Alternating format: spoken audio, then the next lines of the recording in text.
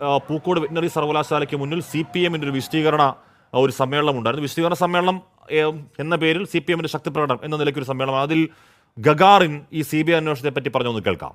എല്ലാം വിസ്തരിച്ചു പറയാം. അവിടെ രാഹുൽ ഗാന്ധി CBIക്കെതിരെ നിൽക്കുക, ദേശീയ തലത്തിൽ CBIക്കെതിരെ രാഹുൽ ഗാന്ധി, EDക്കെതിരെ രാഹുൽ ഗാന്ധി, നല്ല ഉഷാറിലാണല്ലോ. കേന്ദ്ര ഏജൻസികൾക്കെതിരെ രാഹുൽ ഗാന്ധി, കോൺഗ്രസ് ദേശീയ നേതൃത്വം.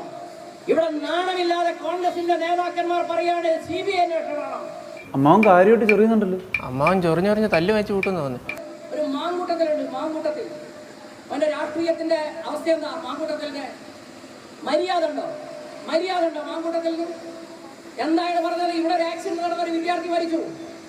ഈ വെറ്ററിനറി കോളേജിൽ ഒരു ആക്സിഡന്റ് നടന്ന ഒരു വിദ്യാർത്ഥി മരിച്ചു. ആ വിദ്യാർത്ഥി ആ അപകടത്തിൽപ്പെടുന്നത് കോഫി ബോർഡിന്റെ വണ്ടിയുമായി തട്ടിയിട്ടാണ്. കോഫി ബോർഡിന്റെ യാതൊരു ഉറപ്പില്ലാതെ കോൺഗ്രസ് നേതാക്കൾ മാങ്കൂട്ടത്തിലടക്കം പറയാണ് ആ വിദ്യാർത്ഥിയെയും മനഃപൂർവ്വം കൊന്നതാണ്. അപ്പൊ അതിൽ രാഹുൽ മാങ്കൂട്ടത്തിന് മര്യാദയുണ്ടോ എന്ന് ചോദിക്കുകയാണ്. മര്യാദയുള്ള രാഷ്ട്രീയക്കാരനാണോ ചോദിക്കുകയാണ് CPM വയനാട് ജില്ലാ സെക്രട്ടറി. അതോടൊപ്പം തന്നെ CBI അന്വേഷണം ആവശ്യപ്പെടുന്നത് ഉളുപ്പില്ലാത്തത് കൊണ്ടാണ് കോൺഗ്രസിന്. മറുപടി രാഹുൽ. CBI അന്വേഷണം ആവശ്യപ്പെടുന്നവരെല്ലാം ഉളുപ്പില്ലാത്തവരാണെങ്കിൽ കേരളത്തിലെ നമ്പർ 1 ഉളുപ്പില്ലാത്തവൻ ഈ ഗഗാറിന്റെ പോളിറ്റ് ബ്യൂറോ മെമ്പർ ഉണ്ടല്ലോ, പിണറായിക്കാരനൊരു വിജയൻ, അയാളാണ് നമ്പർ 1 ഉളുപ്പില്ലാത്തവൻ.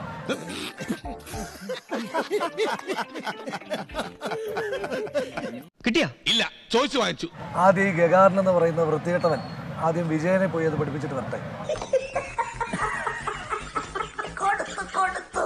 ചെറിയ വട കൊടുത്ത് വലിയ വട വാങ്ങിച്ചു.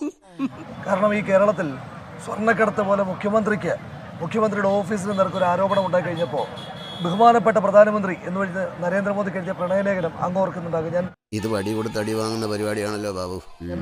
ആ സാഹചര്യത്തെ ഇവിടെ കോട്ടിയാനായിട്ട് ആഗ്രഹിക്കുന്നില്ല. ഗഗാറിനെ പറയുന്നതാണ്. പിന്നെ ഗഗാറിൻ പറയുക, രമേശ് ചെന്നിത്തല ഇത് തെളിയിച്ചാൽ ഞാൻ അങ്ങ് രാഷ്ട്രീയ പ്രവർത്തനം നിർത്തും. ഞാനൊന്നും പറഞ്ഞിട്ടില്ല. മുതലാളി ഒരു പ്രാവശ്യം പറഞ്ഞിട്ടുണ്ട് ബോട്ടിൽ വെച്ചേ. മുതലാളി മറന്നുപോയതാ. ഇവനൊക്കെ ഏത് കാലത്ത് അതിന് നിർത്താൻ രാഷ്ട്രീയ പ്രവർത്തനം നടത്തിയിട്ടുള്ളൂ? ശ്രീ ഹാഷ്മി, ഇങ്ങനെ കൊലവിളി പ്രസംഗങ്ങൾ നടത്തുക, ഗുണ്ടായിസം നടത്തുക, ക്രിമിനൽ ആക്ടിവിറ്റികൾ നടത്തുക, യവനൊക്കെ നടത്തുന്ന തോന്നിവാസങ്ങൾ രാഷ്ട്രീയ പ്രവർത്തനം എന്ന് പറഞ്ഞു കഴിഞ്ഞാൽ ഈ രാജ്യത്ത് ഗാന്ധി തൊട്ട് നമ്മൾ ഓരോരുത്തരും നടത്തി വരുന്ന പ്രവർത്തനത്തെ പിന്നെ എന്ത് പേരിട്ട വിളിക്കുക? നിർത്തി അങ്ങ് അവമാനിക്കുവാണെന്ന്. ഇവനൊക്കെ നടത്തുന്ന പ്രവർത്തനങ്ങളെ, യവനെ കൊടുസുനിയെ കിർമാണി മനോജെ ഇവനൊക്കെ ചെയ്യുന്ന പ്രവർത്തനങ്ങളെ രാഷ്ട്രീയ പ്രവർത്തനം കൊടി പിടിച്ച ഉടനെ രാഷ്ട്രീയ പ്രവർത്തനമാവും ശ്രീ ഹാഷ്മി. അതുകൊണ്ട് ഇവരൊക്കെ നിർത്തണമെങ്കിൽ ആദ്യം ഇതൊക്കെ ഒന്ന് തുടങ്ങും. ആദ്യം ഈ കയ്യിലിരിപ്പൊക്കെ ഒന്ന് നേരെയാക്കിയിട്ട് ആദ്യം പ്രവർത്തനം നിർത്ത്, എന്നിട്ട് രാഷ്ട്രീയ പ്രവർത്തനം തുടങ്ങും.